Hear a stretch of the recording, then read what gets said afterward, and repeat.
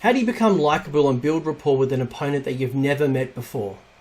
Well, in this video, I'm going to focus on first encounters with an opponent and how you can make everyone feel like your mate.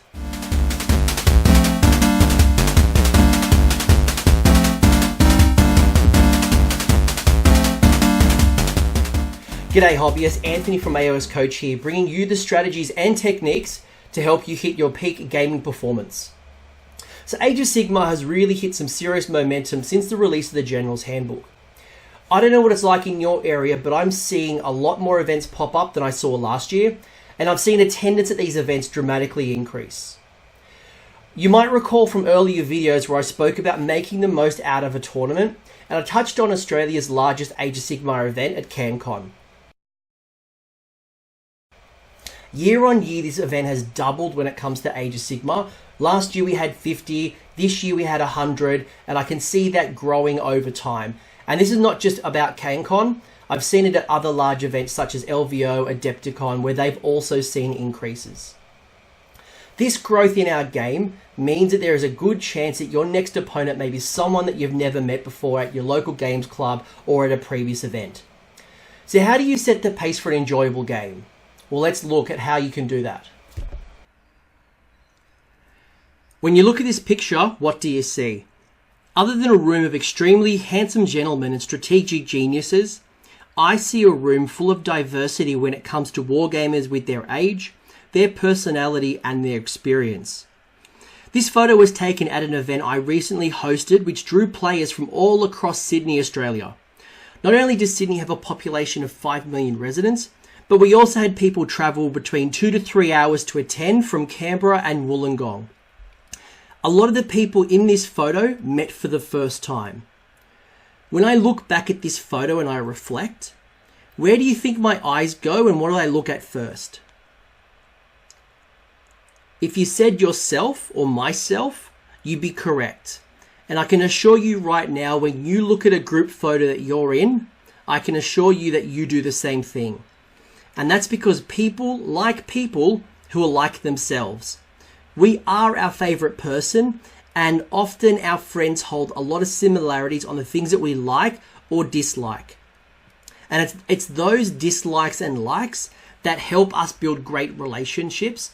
However, when we meet an opponent for the first time, we don't know who they are and what they think is normal. So in that first 10 minutes, it's really about building a strong relationship and getting to understand your opponent. Do you want a game where you rarely talk to each other and you just roll dice and you ask them to roll dice back? Or are you looking for a game that's lighthearted, fun, and conversational? If you're like me and you want the latter, this means the initial interactions will set the tone and the pace for your game, so it's important for you to set up this playing environment. But why would you want to do this? What's the benefits of you putting all this effort in to an opponent you may never play again? Well, first off, it sets the tone for a fun and friendly battle. You're going to be with this person for 2 to 3 hours. You might as well make it as fun as possible. You want to develop a working relationship with your opponent, and you never know when you're going to meet them again. You're more likely to have an opponent that's going to be forgiving if you've built a relationship with them. So what I mean by forgiving, I mean that maybe you forget a dice roll, maybe you forget to cast a spell. They're more likely to let you go back and roll that dice or hit that ability than if you don't have that relationship. And finally, if you are at an event where there's a best opponent or a best sportsmanship or there's some type of ranking and scoring for your interactions with an opponent, you're more likely to gain positive favor if you've built a relationship than again if you just roll dice and you barely talk to the person. Remember that you never get a second chance to make a first impression. So really use these first opening minutes to really count. So what do I do in that first 10 minutes and what do I see some of the best players do in that first 10 minutes? At a very high level, they're attempting to understand who is that person and who are they as a human and as a gamer. In that first 10 minutes, they're looking to understand at a very high level who is that person as a human being and as a gamer. They want to know a bit more about their army. And This is more than just the detail that's available on the printed army list. And finally, they want to kind of understand what do they need to do to adapt to their opponent, both strategically and behaviorally. At no point in time am I saying that you should bombard your opponent with a million questions, especially before they've deployed. This is really a framework for you to help you have quality conversations over the course of an event or over the course of a battle. So let's dig into the first part, and that is getting to know your opponent. You know, who are they? What are they like? Some of these things I'm going to share with you are observations, while some of them are questions that you might want to ask either at the start or through the course of the game. The very, very first thing that's fundamental but often gets forgotten is what's the person's name? And if you learn their name, write it down. Because I can tell you between all the rules, all the dice rolls, all the strategy, all the things that are going in your head, you may not remember this person's name at the end of the battle. And that's pretty embarrassing if you ask me. I've been in situations where someone has forgotten, a common name like Anthony.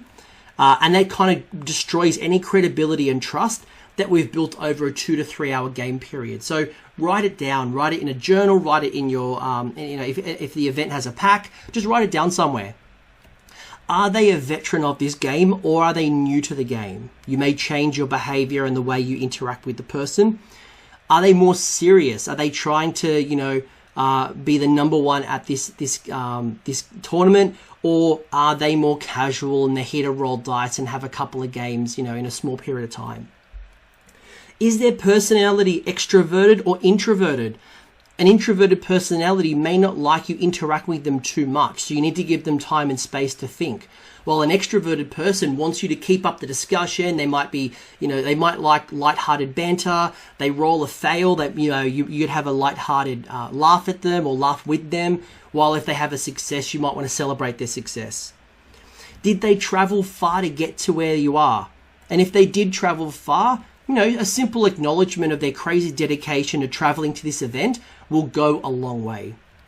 And finally, an observation you might notice is, are they a part of a gaming club? Now, a gaming club may manifest in different ways. You may see logos, you may see certain colors, you may see iconography, and all of this stuff indicates that they're a part of a team. And it might just not be one person, there might be many of them in the event. So a few examples of teams that I've found, and there's loads of them, is one Measured Gaming. They're from Bendigo, Australia, and they came up to CanCon ready to party. I don't know if these Hawaiian shirts helped their performance at the event, but what I do know is that the eventual winner of CanCon, Adam Burt, came from Measured Gaming. So maybe if I do go to Adepticon next year like I'm planning, I may have to bust out the Hawaiian shirt. Cheltenham War Chiefs are based out of the UK, and you may notice some of these guys, including the handsome Chris Tomlin, who you may recognize from the Bad Son podcast. Now, they're all wearing club shirts, and I don't know if this is a mandatory sleeve tattoo to join their group or not, but, you can see that they're very much a part of the same group. And then finally on the right, there is my club, the Lords of Liverpool. And we're really distinct with our black and red polos, as well as a club logo of Age of Sigmar, Lords of Liverpool. And our 40k arm of our group has a similar but very different look. Now that I've got to understand them as an opponent a little bit, I want to get to understand a bit more about their army. Now, most events that I've attended to at least require a printed copy of the army list to hand to your opponent. Now, while I can find this useful at times, there are over 700 war scrolls in this game, and there's loads of formations that are blocked in battle tomes that aren't freely available without me paying for it. So when I'm talking to my opponent, I want to gain as much information so I can not understand how they're going to try to beat me and all the strategies and all the great work they've done to find the high synergy, but I want to understand and mitigate any potential clashes that are going to occur in the thick of the battle. An example might be the Free Guild Guard normally hit on a 4+. But if my opponent is rolling a successful hit on a 2, I want to make sure that I don't think that they're cheating, that they're scooping up the wrong dice. I just want to understand how they're enhancing their baseline stats. And I ask a lot of questions out of curiosity, not because I'm trying to challenge my opponent. So some of the details that you might want to ask your opponent or try to understand is, what is that high-level overview of their army? Not the winning strategy, but rather, what is the general overview? What does a Kurnoth Hunter do? What does the Sylvaneth Woods do? How many Sylvaneth Woods can I put down? Can everyone teleport, or can only some units teleport? Who is their general and what do they do? What is their command trait? What are their abilities? Do they have any artifacts and spells that I need to be aware of? Especially spells and artifacts that might be hidden behind a battle tome. Do they have any War Scroll formations? And if so, what do they do? How many units are a part of that formation? And what's the key benefits to that? What is the total value of their army? Now, this could be obvious depending on the type of sheet that your opponent gives you. But for me personally, it's a great way to find out if I'm going to gain a triumph ability. Now that I know more about my opponent, now that I know more about their army, it's now up to me to adapt my behavior and my strategy. Now, I don't have to kind of be flexible and be someone who I'm not. But again, I want to make sure that I have the best game possible. So from a strategic point of view, I want to understand how many drops does their army include. This might change the way I deploy and the different types of deployments I make. Do they have any special deployment options which are not normal to traditional deployment? So what do I mean? I mean that the Flesh Eater Courts, if they've taken the Ghoul Patrol, must deploy their ghouls and their courtier, I think it is. They must deploy them on the first turn from a table edge, and there's a certain restriction on where and if they're close to an opponent or what the rules are. However, Stormcast Eternal with their Allegiance ability must roll a dice every turn. So they don't automatically come down. It's their unit by unit, they come down. And finally, if you're Death, you can summon certain units from a grave site, and they can come up at any turn, but they require certain characters to bring them up. So understanding those traditional deployments will make sure that, there's no gotcha moments and my opponents are pulling wool over my eyes. Is there additional movement rules? The Murder Host that's featured in Khorne. Destruction's Allegiance ability gives them additional moves on a 6-up or a 4-up. The Tzeentch Change Host formation. These are all things that play around with movement, and again, may cause a lot of confusion and complexity if I don't ask about it. Finally, what is the maximum threat range of some of their primary units? This could be anything from movement and spell range, movement and charge range, movement and shooting range. So to give you an example, to wind it back, a unit they often take is the Luminarch of Haish. It is a order unit. It's a part of the Collegiate Arcane group. And what it allows me to do, it has a movement of I think it's base 10, and it has a 30-inch shooting attack. So by understanding my threat range, that's a 40-inch shot, which could probably snipe out most characters. So if you're trying to hide your war buffs to not kind of disarm the Cunning Rock, you definitely want to know those threat ranges so you can, again, no surprises when it happens. The first 10 minutes isn't just going to create the in-game experience. It's actually going to be everything that happens throughout the game. It's an ongoing focus throughout the entire battle that's going to really determine how well of a relationship you build. So some of the things you might want to consider as you're in the game are things like shaking the hands of your opponent before you start. Genuinely wishing them well. It is a game. It's a game based on dice rolls and luck. Them winning, them losing, it's nothing personal. We wish them luck and we congratulate them on their win. We try not to get too sour, if we lose. Offering to buy them a drink if you happen to go to the bar or the canteen. Sometimes we do have to wet the whistle and that interrupts our game. The least we can do is offer them to buy them a drink either at the end of the game or during the game. If you're someone like me who takes a lot of photos in the game, you may want to ask for their Twitter or their Instagram handle so you can share with these photos, post-event. You might want to find out, do they count their wounds up or wounds down? So if you've got a monster that has, let's say, 14 wounds, the Carmine Dragon, for example, something that I used to run quite a lot. If I take 2 wounds, do I count that as a 2 or do I count that as a 12? So do I count the wounds remaining or the wounds taken? And just understanding what your opponent does and clarifying what you do may actually avoid a lot of confusion down the track. You want to arrive at your table on time and prepared. The last thing you want to be doing is slow playing your game. It's super frustrating. You don't see the 5 full rounds, and that can be a difference maker for some armies that are, they really come into their own turn 4, turn 5.